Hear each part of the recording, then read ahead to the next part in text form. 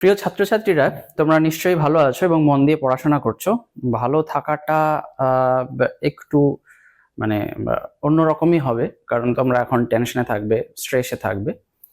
Preparation phase সামনেই, exam. তবে tension নেওয়ার কিছু নেই।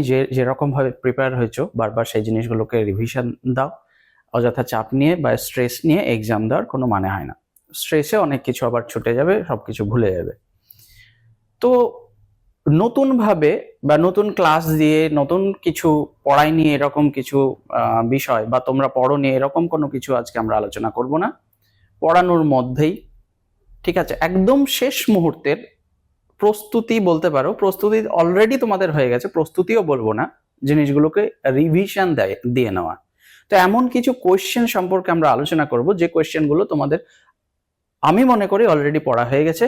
শুধু একবার এই ভিডিও থেকে শুধু দেখে নেবে যে এই ইম্পর্ট্যান্ট কোয়েশ্চেনগুলো বাকি আছে নাকি আমি পড়ে ফেলেছি। যদি বাকি থাকে, যদি মনে হয় যে না করে নেওয়া যাবে, তাহলে করে নেবে, না হলে নতুন ভাবে পড়ার দরকার নেই, কারণ তোমরা এখন রিভিশন পিরিয়ডে আছো। সুতরাং আমি অলওয়েজ তোমাদেরকে সাজেস্ট করব যে নতুন কিছু এখন পড়ার দরকার নেই। এবার যেহেতু তোমাদেরকে এই চ্যাপ্টারগুলো আমি পড়িয়েছি, সুতরাং তোমাদের সাথে আমার ইন্টারাকশন হয়েছে, আমি জানি যে কোন জিনিসগুলো তোমরা পড়েছো, কোনগুলো পড়োনি। তার রেসপেক্টে আমরা শুধুমাত্র ইউনিট 10-এর এই যে ইকোলজি অ্যান্ড এনভায়রনমেন্ট এই চ্যাপ্টারের, এখানে তো অনেকগুলো চ্যাপ্টার রয়েছে, এই ইউনিটের আমরা কিছু ইম্পর্ট্যান্ট কোয়েশ্চেন আলোচনা করব। এখানে কোয়েশ্চেনের কোনো মার্কস ডিস্ট্রিবিউশনও থাকবে না। তোমাদের যেরকম প্যাটার্ন, কোয়েশ্চেনের প্যাটার্ন রয়েছে, মার্কস ডিস্ট্রিবিউশন রয়েছে, সেই রকমই থাকবে।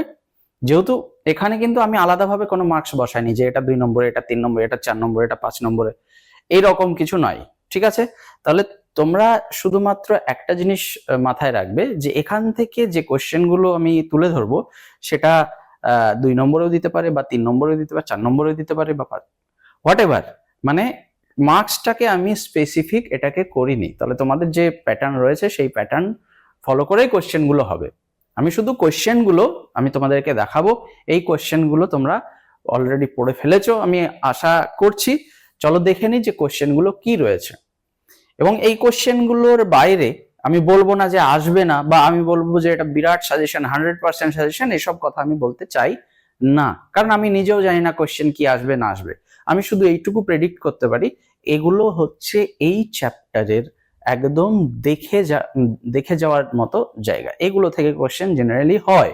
আর এর বাইরে যদি কোয়েশ্চেন আসে তাহলে কিন্তু কিছু করার নেই। তবে আশা করছি এগুলো অনেকটাই তোমাদের সাহায্য করবে ফাইনাল টাচ দেওয়ার জন্য। ঠিক আছে? তো চলো আমরা দেখে নিই যে এলিট্যাপে উচ্চ মাধ্যমিকের প্রতিটি সেমিস্টারে পড়াশোনা হবে আরো সহজ, কারণ সেখানে তুমি মাত্র 10 টাকায় পেয়ে যাবে বাংলা, ইংরেজি সহ আর্টস এবং সায়েন্সের সমস্ত বিষয়ের এক একটি চ্যাপ্টারের ভিডিও লেকচার, সাজেশন ভিত্তিক নোটস এবং সাজেশন ভিত্তিক প্রশ্নোত্তর। সেখানে ক্লাস 12-এর ছাত্রছাত্রীদের জন্য থাকছে 400-টির বেশি ভিডিও লেকচার, 600-টির বেশি পিডিএফ নোটস এবং প্রতিটি টপিক বা চ্যাপ্টার থেকে সাজেশন ভিত্তিক প্রশ্নোত্তর, সাথে প্রতিটি বিষয়ের বেস্ট টিচার্স এবং টিচার্সদের সাথে সরাসরি চ্যাট করে তোমরা তোমাদের ডাউট ক্লিয়ার করতে পারবে। এই কোর্সে তোমরা 6 মাসের জন্য এত কিছু পেয়ে যাচ্ছ, যার মূল্য মাত্র 10 টাকা প্রতি চ্যাপ্টার। তাহলে আর দেরি নয়, এখনই এলিট অ্যাপ ডাউনলোড করো এবং পড়াশোনা শুরু করে দাও। কি কি রয়েছে আমরা সেই কোশ্চেন গুলো দেখবো, আর তোমরা আনসার রাইটিংটা কিরকম রাখবে।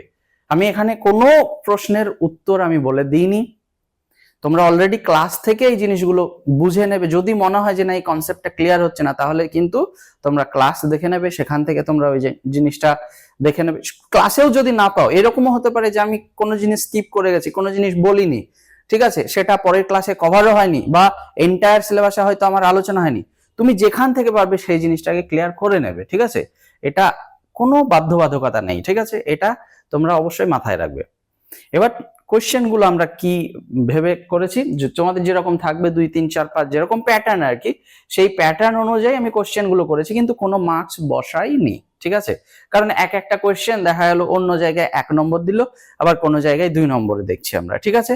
তো সেই রকম ভ্যারি করতে পারে যে কোশ্চেনের নম্বরটা, সেটা ভ্যারি করতে পারে। যদি আমরা সাপোজ একটা, যেমন নিচ কি, সাপোজ দেখা গেল এই কোশ্চেনটা 1 নম্বর, কোনো একটা জায়গায় 1 নম্বর ওরা দিচ্ছে, আবার কোনো জায়গায় শুধুমাত্র 2 নম্বরের কোয়েশ্চেনেই দিয়ে দিল যে নিচ কি। তাহলে এটা ভ্যারি করতে পারে যে নিচ কি এর ডেফিনেশন বা এই প্রশ্নের উত্তরে তোমাকে কয় নম্বর ওরা প্রোভাইড করবে। ঠিক আছে, খুব সুন্দরভাবে পড়ানোই ছিল এই জিনিসটা। ফার্স্ট যে কোশ্চেনটা, সেই কোশ্চেনটা হচ্ছে প্রজাতি অঞ্চল। আর আরেকটা জিনিস যেটা তোমাদের কাজে লাগবে এই ভিডিওটা দেখে, সেটা হচ্ছে যে কোশ্চেন যদি করে সেই কোশ্চেনের মিনিংটা কি। কিছু কিছু কোশ্চেন ডিরেক্ট মিনিং বোঝা যায় না, তার অর্থটা বোঝাটাও জরুরি। প্রজাতি অঞ্চল সম্পর্কে লেখচিত্রের মাধ্যমে উপস্থাপন করো। তোমরা দেখবে বইয়ে হোক বা আমার ক্লাসে হোক, সেখানে স্পিসিস, যদি ইংরেজিতে বলি স্পিসিস এরিয়া রিলেশনশিপ বলে একটা কনসেপ্ট রয়েছে। রিলেশনশিপ বলে একটা কনসেপ্ট রয়েছে, সেই জিনিসটাকে তোমাকে ওখানে যে গ্রাফটা রয়েছে সেই গ্রাফ দিয়ে তোমাকে উপস্থাপন করতে হবে। দেখা গেল এটা 3 নম্বর বললো। সাপোজ আমি বলছি না যে এটা 3 নম্বরই দেবে, কিন্তু এটা 3 নম্বর প্রোভাইড করতেও পারে বা 4 নম্বর দিতে পারে। 4 নম্বর জেনারেলি হয়তো দেবে না, 3 নম্বরই দিতে পারে। নিচ কি, এগুলো হচ্ছে একদম মানে ভিভিআই, এগুলো ভিভিআই। এই কোশ্চেন গুলোর মধ্যেই আমি আবার তার মধ্যে আবার কিছু, এগুলো সবই ইম্পর্টেন্ট কোশ্চেন, তার মধ্যে যেগুলো একদম ফেলারই নয় সেগুলো আমি বলে দিচ্ছি। হ্যাবিটেটের সঙ্গে এর সম্পর্ক কি, তোমরা তোমাদের নিশ্চয়ই মনে আছে আমরা হোম আর বলেছিলাম প্রফেশন, এই দুটো জিনিস দিয়ে আমরা বলেছিলাম নিশ আর হ্যাবিটেট, তাই না? নিশ্চয়ই মনে রয়েছে, ক্লাস দেখবে মনে পড়বে। এগুলো হচ্ছে ভিভিআই। খাদ্যজাল বাস্তব, কিন্তু খাদ্য শৃঙ্খল অবাস্তব কেন, ব্যাখ্যা করো। খাদ্য শৃঙ্খল মানে ফুড চেন, তাই না? ফুড চেন, ফুড চেন একদম। আরেকটা জিনিস তোমাদের বলার, সেটা হচ্ছে প্রশ্নের উত্তর অবশ্যই টু দি পয়েন্ট লিখবে, অযথা লেখার প্রয়োজন নেই। যেটুকু লাগবে সেইটুকুই লিখবে, একদম to the point. Food chain, আর একটা হচ্ছে ফুড ওয়েব। ফুড চেন আর ফুড ওয়েব বলছে ফুড ওয়েব বাস্তব, এটা হচ্ছে মানে আমরা দেখতে পাই, এটা হচ্ছে ভ্যালিড বাস্তব। আর এটা অবাস্তব কেন, এটা অবাস্তব কেন, এর প্রশ্নের উত্তর নিশ্চয়ই জানো। যদি একটু আলোচনা করে দিই, ফুড চেনটা হচ্ছে একটা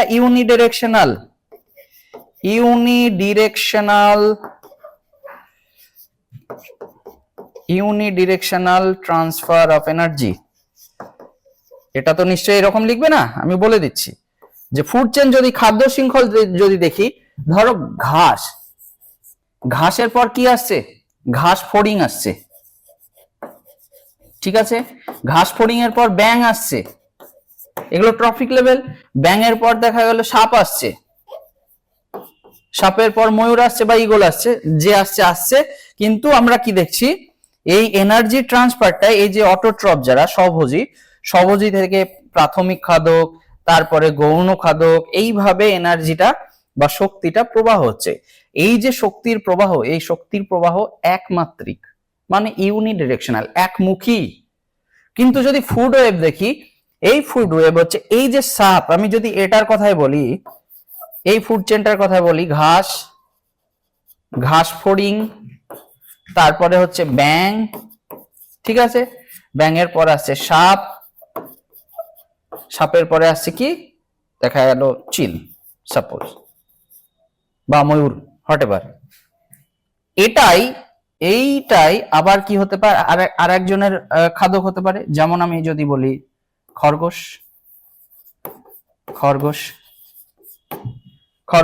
ঠিক আছে? এই খরগোশকে আবার অন্য কেউ প্রিডেটর মানে কার্নিভোর, তারা খেতে পারে। এই প্ল্যান্ট প্রোডাক্টটা আবার অন্য একটা মানে ফুড ওয়েবটা কি, অনেকগুলো ফুড চেনের সমষ্টি। সুতরাং এই যে ঘাস ফড়িং বলছি বা এই প্ল্যান্ট বলছি, এটা আরো বিভিন্ন প্রাণীদের খাদ্যের সোর্স। সেই জন্য খাদ্য শৃঙ্খল শুধুমাত্র একমুখী শক্তি প্রবাহ দেখায়, আর ফুড ওয়েভ আমরা কি দেখতে পারি, শক্তির প্রবাহ বহুমুখী হয়, যেটা প্রকৃতিতে এক্সিস্ট করে, প্রকৃতিতে আমরা দেখতে পাই। সেই জন্য আমরা কি বলছি যে ফুড চেনটা হচ্ছে অবাস্তব, ফুড ওয়েবটা হচ্ছে বাস্তব। ঠিক আছে, ওকে। নেক্সট প্রশ্ন, ইনভার্টেড পিরামিডের চিত্র অঙ্কন করে উপস্থাপন করো। তোমরা জানো যে পিরামিড মানে ফুড পিরামিড। তো এই ফুড পিরামিড আমরা বিভিন্ন ধরনের দেখেছিলাম। পিরামিড অফ এনার্জি মানে শক্তির পিরামিড, যেটা অলওয়েজ আপরাইট হয়। তারপরে পিরামিড অফ বায়োমাস, জৈব ভরের পিরামিড। আর পিরামিড অফ নাম্বার, এগুলো নিশ্চয় মনে আছে। এই জিনিসগুলো হচ্ছে ইকোলজির একদম ফান্ডামেন্টাল জায়গা, এগুলো থেকে কোশ্চেন আসার প্রবল সম্ভাবনা। বোঝা গেল? তাহলে এই আলাদা আলাদা ফুড পিরামিড তোমাদের হচ্ছে ভিভিআই, এখান থেকে প্রশ্ন আসার চান্স খুবই হাই। 3 প্রকার বয়স ভিত্তিক পিরামিডের সাপেক্ষে পপুলেশনগুলির স্থায়িত্ব ব্যাখ্যা করো। ভালো করে মাথায় রাখবে, তার মানে এখানে কি চেয়েছে? বয়স ভিত্তিক পিরামিড মানে ওটা হলো ফুড পিরামিড, আবার রয়েছে এজ পিরামিড। তাহলে নিশ্চয় মনে আছে এজ পিরামিড। এজ পিরামিডে আমরা কি কি ছবি এঁকেছিলাম? এইরকম একটা ছবি এঁকেছিলাম, এইরকম একটা ছবি এঁকেছিলাম, আর এইরকম একটা কলসির মতো ছবি এঁকেছিলাম। তো এখানে আমরা কি কি দেখেছিলাম? এজটাকে কি কি ক্যাটাগরিতে আমরা ভাগ করছি? একটা হচ্ছে প্রি রিপ্রোডাক্টিভ, একটা পোস্ট রিপ্রোডাক্টিভ, আর একটা হচ্ছে প্রি রিপ্রোডাক্টিভ, পোস্ট রিপ্রোডাক্টিভ, আচ্ছা একটা হচ্ছে এজেড, তাই না? এজেড। তাহলে একদম হচ্ছে বাচ্চা ছেলে, তারপরে হচ্ছে, আচ্ছা সরি এটা একটু ভুল হয়েছে, আমরা বলে দিচ্ছি। এটা নট এইরকম ছিল না, ছিল কি রকম, যে প্রি রিপ্রোডাক্টিভ, প্রি রিপ্রোডাক্টিভ, তারপরে হচ্ছে আমাদের রিপ্রোডাক্টিভ,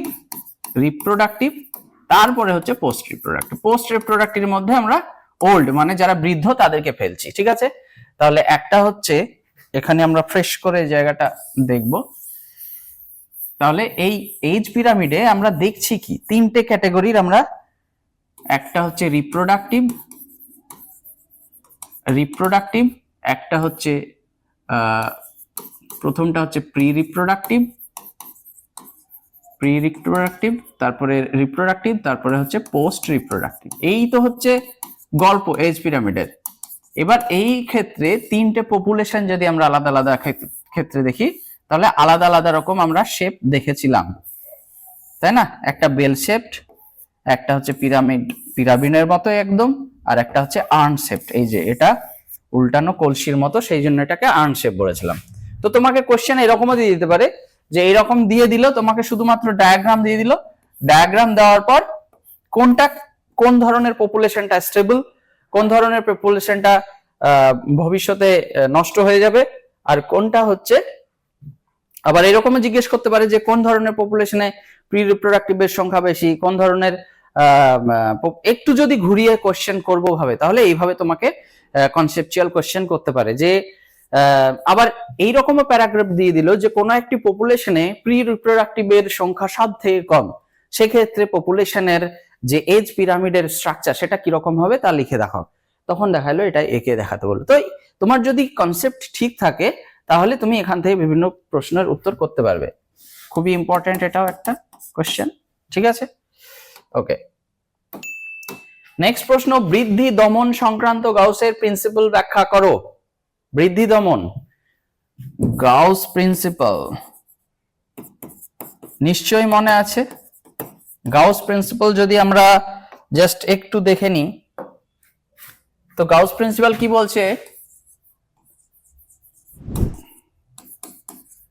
খুব সুন্দর। তো গাউস প্রিন্সিপালটি আসলে হচ্ছে ইন্ট্রাস্পেসিফিক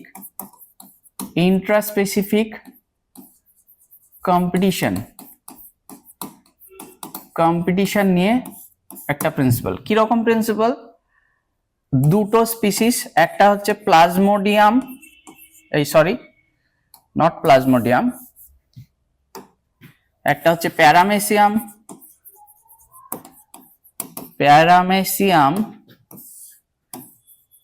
কডাটাম, একটা প্যারামেসিয়াম কর্ডাটাম আর একটা হচ্ছে প্যারামেসিয়াম অরেলিয়া। এই দুজনকে যখন আলাদা আলাদা কালচার মিডিয়াতে কালচার করছে তখন এদের গ্রোথ দেখা যাচ্ছে এইরকম। এটা হচ্ছে পি কর্ডাটাম, ঠিক আছে। তাহলে এটা হচ্ছে টাইম, এটা হচ্ছে গ্রোথ। যদি অরেলিয়াকে আলাদা কালচার মিডিয়াতে রাখছি, কালচার করছি, তো একইভাবে টাইম আর হচ্ছে গ্রোথ, এদেরও গ্রোথ আমরা দেখতে পাচ্ছি এরকম। তো তিনি এইরকম করলেন ল্যাবে, এটা হচ্ছে ল্যাবরেটরি এক্সাম্পল, ল্যাবে এইরকম করলেন। পরবর্তীতে দুজনকে একই কালচার মিডিয়াতে রেখেছে, তাহলে এদের দুজনকে কি করলেন, এটা প্লাস এটা, কালচার মিডিয়া সেম, একই কালচার মিডিয়া যখন এক হচ্ছে তাদের গ্রাফটা এরকম দেখছেন। কিরকম, যদি আমরা হোয়াইট দিয়ে পি কর্ডাটামকে দেখি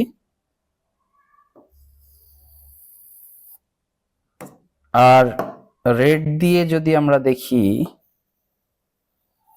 অরেলিয়াকে, তাহলে কি দেখতে পাচ্ছি, এটা হচ্ছে পি অরেলিয়া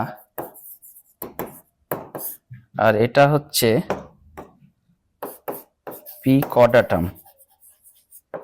গাউস বলছেন তিনি অবজার্ভ করে দেখলেন যে দুটো, এরা তো একই ক্লোজলি রিলেটেড স্পিসিস, তাহলে এরা হচ্ছে ক্লোজলি রিলেটেড স্পিসিস মানে হচ্ছে একই ধরনের স্পিসিস অলমোস্ট, কারণ এদের দুজনেরই জেনাস সেম, স্পিসিসটা আলাদা, সুতরাং এরা হচ্ছে ক্লোজলি রিলেটেড স্পিসিস, একই এই ধরনের প্রজাতি, একই প্রজাতি নয় কিন্তু একই ধরনের প্রজাতি, বোঝা গেল। যেমন আমি আর আমার হচ্ছে কাজিন, তা আমরা হচ্ছি রিলেটেড, তাই না, একই ফ্যামিলি থেকে বিলং করছি, এরাও তাই।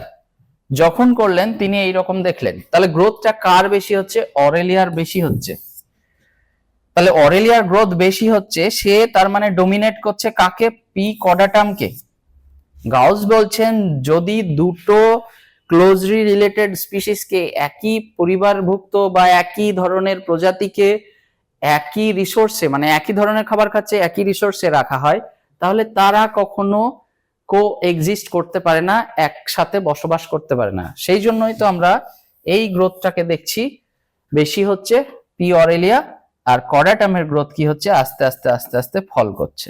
তার মানে আস্তে আস্তে কি হবে, পপুলেশনটা মারা যাবে, নষ্ট হয়ে যাবে, আলটিমেটলি কে সার্ভাইভ করবে, পি অরেলিয়া।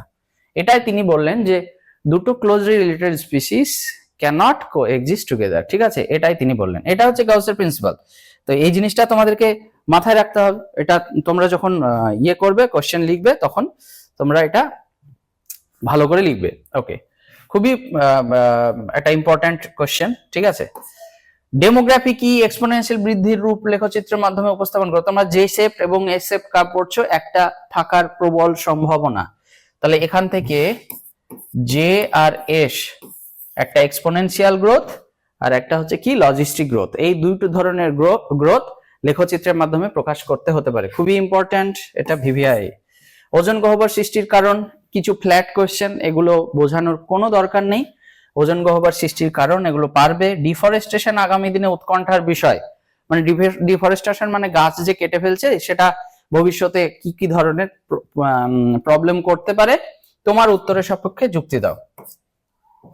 বোঝা গেল যে উৎকণ্ঠার বিষয়, আমরা ভাবছি কেন ডিফরেস্টেশন কেন উৎকণ্ঠার বিষয়, তোমার সব, তাহলে তুমি তোমার মতো করে।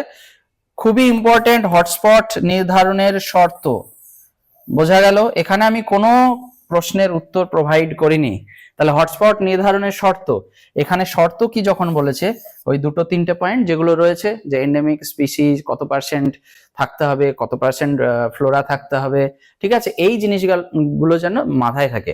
প্লাস এখানে আর একটা হচ্ছে, একটা জিনিস তোমরা অ্যাড করে নেবে, সেটা হচ্ছে ইন্ডিয়ান হটস্পট, এটা যেন মাথায় থাকে। ইন্ডিয়ান হটস্পট কটা রয়েছে এবং তাদের নাম কি, এটা যেন মাথায় থাকে। হটস্পট নির্ধারণের শর্ত কি, ভিভিআই, মাথায় থাকে যেন। নিশ্চয়ই পড়া হয়ে গেছে আশা করছি। জিনগত প্রজাতিগত জীববৈচিত্র্যের দুটি পার্থক্য লক্ষ্য, এখানে এটার পাশাপাশি তোমাকে যেহেতু এটা বায়োডাইভার্সিটি থেকে প্রশ্ন করছে, বায়োডাইভার্সিটি, এই বায়োডাইভার্সিটি আমরা আবার জানি আলফা, বিটা, গামা, এই 3 ধরনের পড়ে যাবে। এটাও কিন্তু ভিভিআই শর্ট কোশ্চেনের জন্য, ঠিক আছে। 2-1 নম্বরে দিতেই পারে যে কোনো একটা ইয়ে।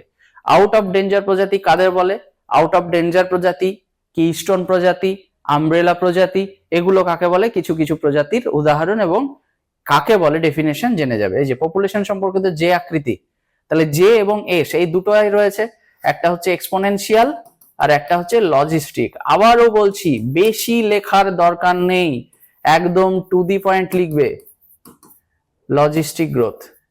তাহলে একটা এস আর একটা হচ্ছে জে, এই দুটো তোমরা অবশ্যই পড়ে যাবে, খুবই ইম্পর্টেন্ট কোশ্চেন ভিভিআই। অয়াকৃতির শক্তি প্রবাহের মডেল ব্যাখ্যা করো, খুবই ইম্পর্টেন্ট কোশ্চেন, লিন্ডম্যানের 10% রুল, ভিভিআই, খুবই ইম্পর্টেন্ট, ঠিক আছে। 10% রুল নিশ্চয়ই মনে আছে, যে যদি অটোট্রপ এরা যদি 100% হয় তাহলে পরবর্তী ট্রপিক লেভেলে কত পার্সেন্ট ট্রান্সফার হয়, তার 10%, তার মানে 90% এখানে কি হয়ে যাচ্ছে, নষ্ট হয়ে যাচ্ছে। নষ্ট তো হয় না, কিন্তু নষ্ট হয় না আমরা জানি যে এক্ষেত্রে শক্তির প্রবাহটা এনার্জির ক্ষেত্রে যে থার্মোডাইনামিকের ল সেটা অ্যাপ্লিকেবল, তাহলে এনার্জি তো নষ্ট হয় না, কিন্তু ট্রান্সফার 90% হয় না, ওটা অন্যান্য কাজে লেগে যায়, সেটা আমরা অলরেডি পড়েছি।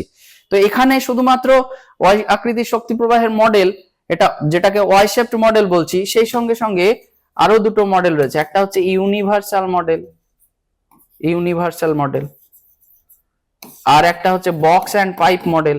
দিতেই পারে, না দেওয়ার কিছু নেই, দিতেই পারে বক্স অ্যান্ড পাইপ মডেল, আর একটা হচ্ছে ওয়াই চ্যানেল। এই তিনটে তোমরা পড়লে একটা পেতেও পারো। Red data book, red data book এটা কি, biodiversity conservation, conservation related question. জৈব বৈচিত্র্য সংরক্ষণে এর ভূমিকা লেখো বা জীব বৈচিত্র্য সংরক্ষণের ভূমিকা লেখো, ভালো ইম্পর্টেন্ট কোশ্চেন। এর পাশাপাশি তোমাকে দিতে পারে আইইউসিএন এর ফুল ফর্ম দিতে পারে, তোমাকে দিতে পারে রেড ডাটা বুক তো হলো, তারপরে তোমাকে গ্রিন ডাটা বুক দিতে পারে, তোমাকে ম্যাপ দিতে পারে, ম্যান অ্যান্ড বায়োস্ফিয়ার রিজার্ভ, তোমাকে বলতে পারে ওয়ার্ল্ড ওয়াইল্ড লাইফ ফান্ড, ঠিক আছে, এগুলো দিতে পারে, কোশ্চেন দিতেই পারে, দুই ফুল ফর্মও দিতে পারে। এই যে গামা বৈচিত্র্য একটু আগে বললাম, আলফা বিটা গামা, একটা দিতেই পারে। ওজোন স্তর ক্ষয়ের পরিমাণগুলি, এগুলো ফ্ল্যাট কোশ্চেন, গঙ্গা দূষণের কারণ ফ্ল্যাট কোশ্চেন, এগুলো বোঝানোর কিছু নেই। একটি পপুলেশনের জন্মহার ও মৃত্যু হার বলতে কি বোঝায়, একটা হচ্ছে ন্যাটালিটি আর একটা হচ্ছে মর্টালিটি। তো ডেফিনেশন, সিম্পল ডেফিনেশন, ন্যাটালিটি মর্টালিটি, এগুলো তোমরা পিপিটি আমার যে ইয়ে রয়েছে প্রোভাইড করা আছে, সেই পিপিটি থেকেই তোমরা যেটুকু ইনফরমেশন রয়েছে সেইটুকু লিখলেই নাম্বার পাবে। বাস্তুতন্ত্রের দুটি ভৌত উপাদান, তাহলে বাস্তুতন্ত্রে আমরা জানি কি বায়োটিক এবং অ্যাবায়োটিক, তাহলে এখানে কি চেয়েছে, ভৌত উপাদান, তাহলে তোমাকে কোথায় যেতে হবে, অ্যাবায়োটিক ফ্যাক্টরের মধ্যে, ঠিক আছে, এগুলো যাতে মাথায় থাকে। নেক্সট যদি দেখি বহিরাগত প্রজাতির অনুপ্রবেশ, মানে ইনভেসিভ স্পিসিস, ঠিক আছে, যেমন ধরো পার্থেনিয়াম, এটা একটা ইনভেসিভ স্পিসিস, ঠিক আছে। তাহলে এই যে স্পিসিস গুলো, বা এই যে এখানে আমরা বলেছি কচুরিপানা এবং তেলাপিয়া, দুটো উদাহরণের সাপেক্ষে বলেছে ব্যাখ্যা করো। তাহলে এই ধরনের স্পিসিস গুলো আমাদের যে লোকাল মানে নেটিভ প্ল্যান্ট বা তুমি অ্যানিমাল বলো, তাদের কে কিভাবে প্রভাবিত করছে, আদৌ প্রভাবিত করছে কি, অবশ্যই প্রভাবিত করছে, তাহলে কিভাবে প্রভাবিত করছে তার ক্ষতিকারক প্রভাবগুলো তোমাকে ব্যাখ্যা করতে হবে। বয়স ভিত্তিক পিরামিড, খুবই important, age pyramid, age pyramid ভালো করে পড়ে যেও, মানে পড়ে যেও বলার থেকে ভালো যে রিভিশন দিয়ে যেও। অ্যামেনসেলিজম কি, এই অ্যামেনসেলিজমের পাশাপাশি এখানে দেখবে তোমরা প্যারাসাইটিজম ভালো করে দেওয়া আছে, এগুলো আমি পড়িয়েছি, প্যারাসাইটিজম, কমেনসেলিজম, কমেনসেলিজম, তারপরে অ্যামেনসেলিজম, অ্যামেনসেলিজম তো রয়েছে, আর কি কি রয়েছে, মিউচুয়ালিজম, মিউচুয়ালিজম, ঠিক আছে, এইগুলো তোমরা ভালো করে ডেফিনেশন গুলো দেখে যাবে। খাদ্য শৃঙ্খল কাকে বলে, ছকের মাধ্যমে লেখো, মানে ফুড চেনের একটা ছবি দিতে বলেছে। পপুলেশনের বহন ক্ষমতা বলতে কি বোঝো, খুবই important, VVI, carrying capacity, carrying capacity. এই ক্যারিং ক্যাপাসিটিকে আমরা কোন অক্ষর দিয়ে প্রকাশ করি, তাই না? কে। উদ্ভিদের পর্যায়ক্রম মানে প্ল্যান্ট সাকসেশন পদ্ধতি ধাপগুলি আলোচনা করো। ইকসেসিস বলতে কি বোঝো, ইকেসিস বলতে কি বোঝো, খুবই ইম্পর্টেন্ট। সাকসেশন ভীষণ ইম্পর্টেন্ট, ইকোলজিক্যাল সাকসেশন ভীষণ ইম্পর্টেন্ট, ভালো করে দেখে যাবে। তেজস্ক্রিয় দূষণের দুটি ক্ষতিকারক প্রভাব, এগুলো ফ্ল্যাট কোশ্চেন। কঠিন বর্জ্য ব্যবস্থাপনা, ফ্ল্যাট কোশ্চেন। চিপকো আন্দোলনের প্রেক্ষাপট গুরুত্ব আলোচনা করো, ভালো করে দেখে যাবে। ওখান থেকে যে যতগুলো আন্দোলন রয়েছে, চিপকো মুভমেন্ট আছে, তারপরে দাসল্লি স্বরাজ যেটা রয়েছে, ঠিক আছে, এইগুলো দেখে যাবে। এখান থেকে 2-3টে আন্দোলন তোমরা পড়ে যাবে, দেখবে পেয়ে যাবে একটা। জিপিপির সঙ্গে এনপিপির সংখ্য, একটা হচ্ছে গ্রস প্রাইমারি প্রোডাক্টিভিটি আর একটা নিট প্রাইমারি প্রোডাক্টিভিটি, দুজনের কোরিলেশন কি সেটা দেখাতে হবে। নেক্সট, এক্স-সিটু সংরক্ষণের একটি সুবিধা ও একটি অসুবিধা লেখো। তোমরা জানো সংরক্ষণকে আমরা দুটো ভাগে ভাগ করি, একটা হচ্ছে ইন-সিটু আর একটা হচ্ছে এক্স-সিটু। এক্স-সিটু, ইন-সিটুটা কি, যে নিজস্ব হ্যাবিটাট, নিজস্ব বাসস্থানেই, আর এখান থেকে হচ্ছে বাইরে, তাহলে নিজস্ব বাসস্থানের বাইরে। তাহলে এই দুই ধরনের সংরক্ষণ। ইনসিটু সংরক্ষণের মধ্যে চলে আসে ন্যাশনাল পার্ক, তারপরে স্যাংচুয়ারি, তারপরে বায়োস্ফিয়ার রিজার্ভ, ঠিক আছে। নিজস্ব এক্স-সিটু কনজারভেশনের মধ্যে কি চলে আসে, জু, বোটানিক্যাল গার্ডেন, সিড ব্যাংক, জিন ব্যাংক, স্পার্ম ব্যাংক, যা রয়েছে এই ধরনের সবগুলো হচ্ছে সব এক্স-সিটু কনজারভেশনের মধ্যে। প্রশ্ন এরকমও দিতে পারে, ইন-সিটু কনজারভেশন কাকে বলে উদাহরণ দাও, এক্স-সিটু কনজারভেশন কাকে বলে উদাহরণ দাও। প্রশ্ন এরকমও দিতে পারে যে ন্যাশনাল পার্ক এবং স্যাংচুয়ারির মধ্যে পার্থক্য লেখো। প্রশ্ন এরকম দিতে পারে যে পশ্চিমবঙ্গের দুটি ন্যাশনাল পার্কের নাম লেখো। প্রশ্ন এরকম দিতে পারে পশ্চিমবঙ্গের দুটি ওয়াইল্ড লাইফ স্যাংচুয়ারির নাম লেখো। প্রশ্ন এটা দিতে পারে পশ্চিমবঙ্গের বায়োস্ফিয়ার রিজার্ভ কয়টি রয়েছে, কি কি, ঠিক আছে। এরকম কোশ্চেন দিতে পারে পশ্চিমবঙ্গের রামসার সাইট কটা রয়েছে, কি কি। তো এগুলো হচ্ছে তোমাকে পরপর রিভিশন যখন দেবে, তুমি বইটা পড়ার আগে না নিজে রিয়ালাইজ করবে, সিলেবাসটা সামনে রাখবে, ইকোলজি অ্যান্ড এনভায়রনমেন্ট বা অন্যান্য যে চ্যাপ্টার গুলো রয়েছে, ইউনিট গুলো রয়েছে, সেগুলো দেখবে। তারপরে তুমি প্রথমে সিলেবাসে দেখছো যে সেখানে লেখা আছে হটস্পট, তাহলে তুমি সেটাকে মনে করার চেষ্টা করছো। হটস্পট কেন, হটস্পট বানানোর শর্ত কি, হটস্পট আমরা কাকে বলছি, ইন্ডিয়াতে কটা হটস্পট রয়েছে, টোটাল ওয়ার্ল্ডে কটা হটস্পট রয়েছে। তো যে ইনফরমেশন গুলো মনে হচ্ছে যে তুমি ক্যাপচার করতে পারছো, সেগুলো তো থেকেই গেল। যখনই মনে হচ্ছে যে না এটা মনে করতে পারছি না, সঙ্গে সঙ্গে তুমি কি করবে, আরেকবার দেখে নেবে, ঠিক আছে। জাস্ট এইভাবে রিভিশন দাও, অনেক ভালো হবে, ঠিক আছে। এই যে যেটুকু একটু আগে বলছিলাম, আইসিএন এর পুরো নাম কি, ঠিক আছে। শক্তির পিরামিড সর্বদা সোজা হয় কেন, একটু কনসেপচুয়াল কোশ্চেন, ভালো করে পড়ে যাবে, ইম্পর্টেন্ট, ঠিক আছে। প্রাইমারি সেকেন্ডারি সাকসেশনের মধ্যে পার্থক্য, মানে এখানে আমি বলতে চাইছি ইকোলজিক্যাল সাকসেশন, এখান থেকে কোশ্চেন হবেই হবে, ঠিক আছে। এখান থেকে কোশ্চেন হবে ইকোলজিক্যাল সাকসেশন থেকে, বেশ কিছু টার্ম রয়েছে, সাকসেশনের পদ্ধতি রয়েছে, ঠিক আছে, সেগুলো থেকে কোশ্চেন হওয়ার সম্ভাবনা খুবই।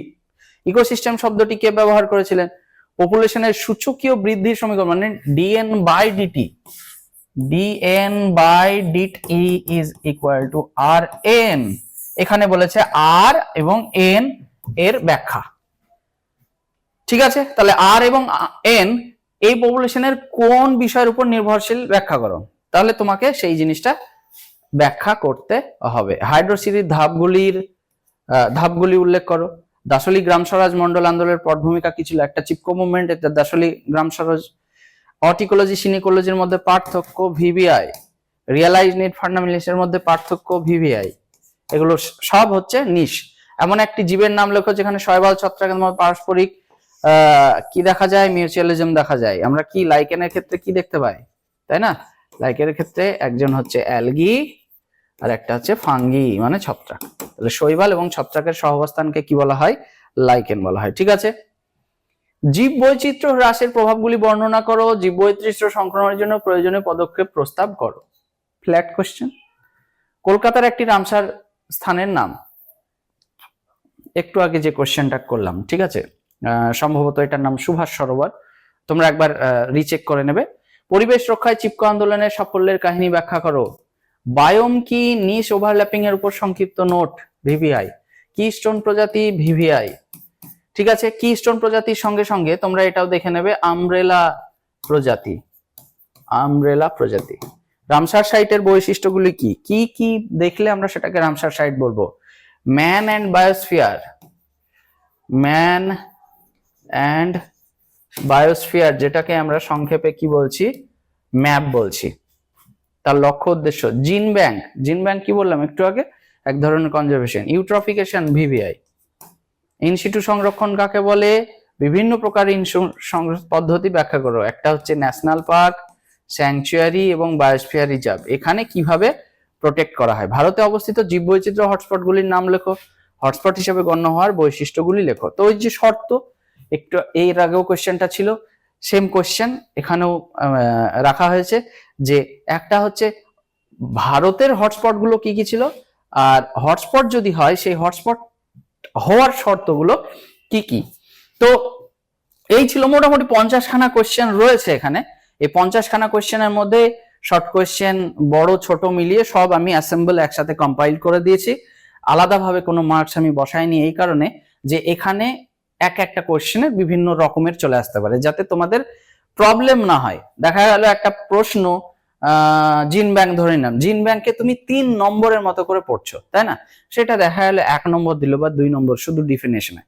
তাহলে তোমার কি হচ্ছে, এই জায়গাটায় তুমি হ্যাম্পার হচ্ছে। কি হচ্ছে, আমি স্পেসিফিক যদি এই কোশ্চেন গুলোরই মার্কস ডিস্ট্রিবিউশন দিয়ে দিই, তাহলে তো কিন্তু তোমাদের সমস্যা হয়ে যাবে, কারণ আমি যেটা দিচ্ছি সেটা নাও হতে পারে। সুতরাং তোমাদের একটা ইন জেনারেল প্রিপারেশনে এই আলাদাভাবে মার্কস ডিস্ট্রিবিউশন দেখার দরকার নেই। আমি শুধুমাত্র তোমাদেরকে কি প্যাটার্নের কোশ্চেন হতে পারে, কি কি কোশ্চেন এখান থেকে আসতে পারে এই চ্যাপ্টার থেকে ছোট একটা আলোচনা রাখলাম। আশা করি তোমরা এই ভিডিওটা দেখে উপকৃত হবে। খুব মন দিয়ে পড়াশোনা করো, রিভিশন করো, বারবার লিখে লিখে প্র্যাকটিস করো। যেখানে ডায়াগ্রামের প্রয়োজন সেখানে ডায়াগ্রাম প্রোভাইড করো। তোমাদের পরীক্ষা সবার ভালো হোক এবং খুব সুন্দরভাবে তোমরা পরীক্ষা দিয়ে উত্তীর্ণ হও, এই কামনা রইল।